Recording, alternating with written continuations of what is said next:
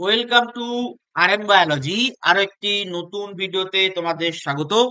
রাত পোহালেই তোমাদের থার্ড সেমিস্টারের কেমিস্ট্রি এক্সাম। অলরেডি আমি তোমাদের সঙ্গে কিন্তু পিওয়াইকিউ শেয়ার করেছি এবং আজকে এই ভিডিওতে তোমরা তোমাদের সিলেবাসের প্রত্যেকটা চ্যাপ্টারের মক টেস্টের কোশ্চেন পাবে। কোথাও 10টা কোশ্চেন আছে, কোথাও 15টা কোশ্চেন আছে, কোথাও 35টার বেশি কোশ্চেন আছে। তো সেই কোশ্চেন গুলো তোমাদের শেষ মুহূর্তের প্রস্তুতির জন্য অত্যন্ত গুরুত্বপূর্ণ চলেছে। তাই ভিডিওটি শেষ পর্যন্ত দেখবে। যারা চ্যানেলে নতুন, চ্যানেলটি অবশ্যই করে সাবস্ক্রাইব করে নেবে এবং বেল বাটনটি বাজিয়ে দেবে। পরবর্তী সায়েন্সের যে দুটো পরীক্ষা বাকি থাকবে অর্থাৎ ম্যাথ এবং বায়োলজির জন্য অত্যন্ত গুরুত্বপূর্ণ ভিডিও কিন্তু আসতে চলেছে। দেখো, তোমরা তোমাদের সামনে কিন্তু সলিউশন যে চ্যাপ্টারটা আছে তার মক টেস্টের একটা কোশ্চেন দেখতে পাচ্ছ। এখানে 10খানা কোশ্চেন আছে। নিচের কোন বিবৃতিটি সঠিক নয়? তারপর জলে N2 গ্যাসের দ্রাব্যতার হেনরি ধ্রুবকের মান এত, বায়ুতে নাইট্রোজেন গ্যাসের মোল ভগ্নাংশ এত, এবং এত এটিএম চাপে 10 মোল জলে কত মোল নাইট্রোজেন গ্যাস দ্রবীভূত হবে। এরকম জাতীয় কিন্তু প্রশ্ন আছে। যদি আমি একটু জুমটা কমিয়ে দিই বা স্ক্রিনশট নিয়ে নিতে পারো, দেখে নাও।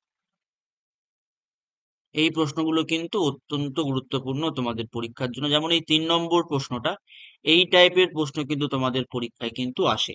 ঠিক আছে, এই টাইপের প্রশ্ন তোমাদের পরীক্ষায় আসে। তারপরে দেখো, তরল অবস্থা অর্থাৎ লিকুইড যে স্টেট, সেখান থেকে এই প্রশ্নগুলো গুরুত্বপূর্ণ। এখানে 25টা প্রশ্ন আছে। যে লিকুইড স্টেট তোমাদের যে চ্যাপ্টার, সেখান থেকে কিন্তু এই প্রশ্নগুলো আছে এবং এই প্রশ্নগুলো কিন্তু বেশ গুরুত্বপূর্ণ। তোমরা স্ক্রিনশট নিয়ে নিতে পারো, স্ক্রিনশট নিয়ে নাও। এই প্রশ্নগুলো তোমাদের পরীক্ষার জন্য কিন্তু বেশ গুরুত্বপূর্ণ। যেমন এই জায়গাটা থেকে তোমাদের এই প্রশ্নটা অর্থাৎ এই 4-এর দাগের যে প্রশ্নটা আছে, এই প্রশ্নটা কিন্তু বেশ গুরুত্বপূর্ণ প্রশ্ন তোমাদের জন্য। ঠিক আছে, এই জাতীয় প্রশ্নগুলো তোমাদের পরীক্ষায় আসতে দেখা যায়। তারপর এই 5-এর প্রশ্ন, দ্রবণগুলির হিমাঙ্কের ক্রম হলো। ঠিক আছে, তো এবার তোমাকে বাইর করতে হবে। এই প্রশ্নগুলো কিন্তু বেশ গুরুত্বপূর্ণ তোমাদের পরীক্ষার জন্য। ঠিক আছে, দেখে নাও, স্ক্রিনশট নিয়ে নিতে পারো এই প্রশ্নগুলো। দেখো, টোটাল 25টা প্রশ্ন আছে তোমাদেরকে বললাম। 25খানা প্রশ্ন আছে টোটাল। দেখো এই প্রশ্নগুলো। তারপরে দেখো, কোলয়েডিয়াল সলিউশন। কোলয়েডিয়াল সলিউশন থেকে এই প্রশ্নগুলো বেশ গুরুত্বপূর্ণ। 10খানা প্রশ্ন আছে এখানে। ঠিক আছে, যেমন হাইড্রোফিলিক সল সংক্রান্ত নিচের বিবৃতিগুলি কোনটি ভুল? তারপর সাবানের গাঢ়ত্ব জলীয় দ্রবণে সাবানের গাঢ় জলীয় দ্রবণে সাবান কিরূপে আচরণ করে? এই জাতীয় প্রশ্নগুলো কিন্তু বেশ গুরুত্বপূর্ণ। যেমন এই প্রশ্নটা, এই জাতীয় প্রশ্ন কিন্তু আসে। কেআই দ্রবণে এজেনথি যোগ করলে নিচের কোন অবস্থায় একটি ঋণাত্মক আধানযুক্ত কোলয়েডীয় সল গঠিত হবে? এই জাতীয় প্রশ্ন কিন্তু তোমরা পাবে। ঠিক আছে, তারপরে ম্যাচ কলাম। তারপরে গ্রুপ 15 এলিমেন্ট যেটা আছে, সেই গ্রুপ 15 এলিমেন্ট থেকে কিন্তু এই প্রশ্নগুলো কিন্তু খুব গুরুত্বপূর্ণ। ঠিক আছে, এই প্রশ্নগুলো খুব গুরুত্বপূর্ণ। তোমরা এখান থেকে স্ক্রিনশট নিয়ে নিতে পারো। ঠিক আছে, যেমন এই যে নিচের অক্সাইডগুলোর আম্লীকতার সঠিক ক্রম, এই জাতীয় প্রশ্ন কিন্তু তোমরা পাবে। এই 5 নম্বর যে প্রশ্নটা আছে, এই জাতীয় প্রশ্ন কিন্তু তোমরা পাবে। তারপর নিচের কোন লবণটির অস্তিত্ব নেই? এই জাতীয় প্রশ্ন কিন্তু পরীক্ষায় আসে। ঠিক আছে, তারপরে গ্রুপ 16, এটা গ্রুপ 16। তোমরা একটু একটু করে স্ক্রিনশট নিয়ে নিতে পারো গ্রুপ 16-র এই প্রশ্নগুলো। ঠিক আছে, গ্রুপ 17, 18, গ্রুপ 17 এবং 18 একসাথে দেয়া আছে। দেখো, গ্রুপ 17, 18, যেমন এটা, এই বিজারণ ক্ষমতায় হ্যালোজেন অ্যাসিডের বিজারণ ক্ষমতার ক্রম। এই প্রশ্নগুলো কিন্তু বেশ গুরুত্বপূর্ণ। এই জাতীয় প্রশ্ন কিন্তু আসে। তারপর এই বন্ধন বিয়োজনের এনথালপি সঠিক ক্রম হ্যালোজেনের ক্ষেত্রে কোনটির গঠন পিরামিডীয়? এই জাতীয় প্রশ্ন কিন্তু বেশ পরীক্ষায় আসছে। ঠিক আছে, তারপরে এই স্তম্ভ মেলানো, প্রত্যেকের তোমার হাইব্রিডাইজেশন শেপ কেমন হয় তার উপর ভিত্তি করে স্তম্ভ মেলানো আসতে পারে।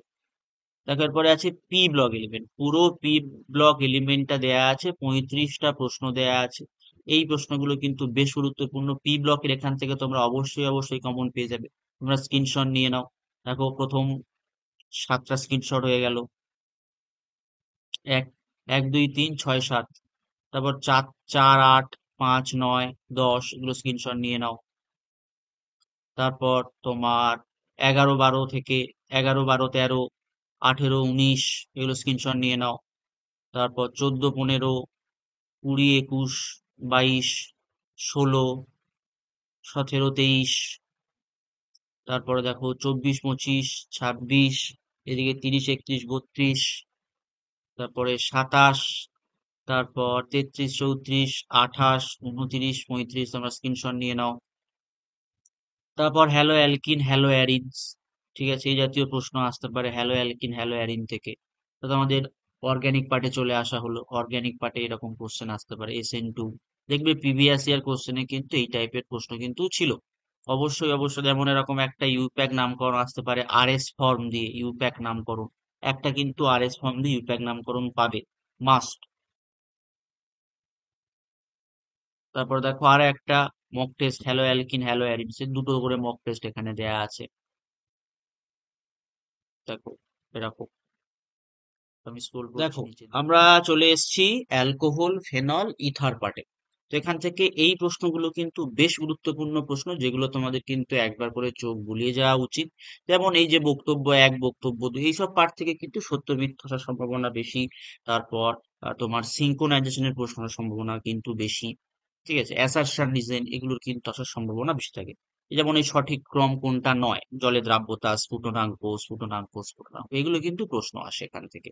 এটা কিন্তু অর্গানিক পার্টের মধ্যে আমরা চলে এসেছি হ্যালো অ্যালকিন, হ্যালো অ্যারিজ থেকে। তো এই জাতীয় প্রশ্ন কিন্তু তোমাদের পরীক্ষায় আসতে পারে। দেখো এটা সেট 2, অ্যালকোহল, ফেনল, ইথার, এটা হচ্ছে সেট 2। ঠিক আছে, এই প্রশ্নগুলো কিন্তু তোমাদের জন্য বেশ গুরুত্বপূর্ণ হতে চলেছে। এই প্রশ্নগুলো দেখে দেখে নাও, স্ক্রিনশট নিয়ে নিতে পারো। বেশ গুরুত্বপূর্ণ প্রশ্ন এই প্রশ্নগুলো। ঠিক আছে, তোমাদের মোটামুটি সবার প্রিপারেশন ভালো আশা করি। তো এগুলো একবার চোখ বুলিয়ে গেলেই হয়ে যাবে। এরপর যদি আমরা পরবর্তী চ্যাপ্টারে চলে আসি, পলিমার। পলিমার থেকে কিন্তু এই ধরনের প্রশ্নগুলো আসতে পারে। নাইলন 6 এর পুনরাবৃত্তি একক, অর্থাৎ নাইলন 6 এর মনোমার কোনটা জিজ্ঞেস করেছে।